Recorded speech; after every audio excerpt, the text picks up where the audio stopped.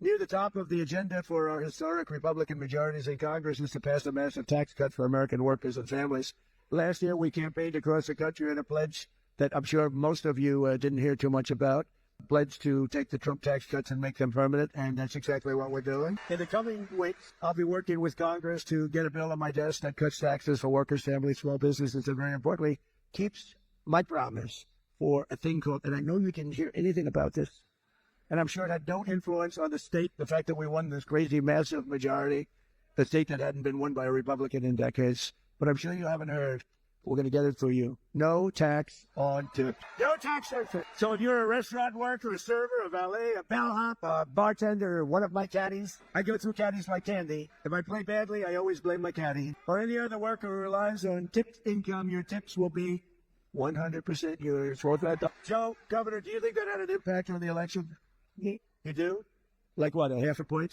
Pretty big. You had an impact, let me tell you. Nationwide, over 4 million workers depend on tip income, including an estimated 700,000 single moms. And here in Nevada, we will have a quarter. Think of it. A quarter of the typical restaurant worker's pay comes from tips. I didn't know that much. That's a lot. You haven't been reporting them for the last 10 years. So here's the deal. We're going to have no tax on tips from now on, but we're going to go after you viciously for all the money you didn't report for the last 10, 15. We're going to go after you for all the money you didn't report. I'm only kidding. I'm only kidding. I have to say to the fake news because they're going to say Trump is after all restaurant workers.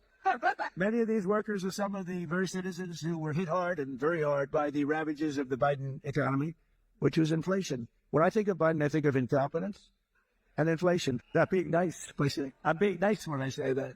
Yet even in the midst of the suffering he created, Joe Biden launched a cruel campaign to extract more money from tip workers. And that's what happened. I'm telling you, a young waitress, I won't say beautiful because you're not allowed to say that as a politician.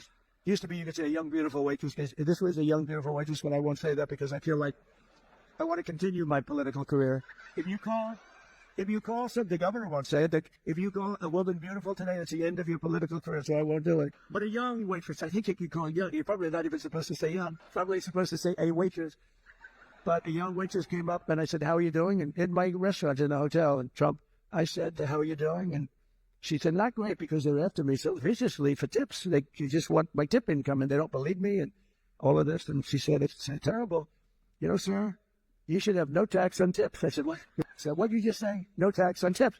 That was about the amount of my consultation. Sure.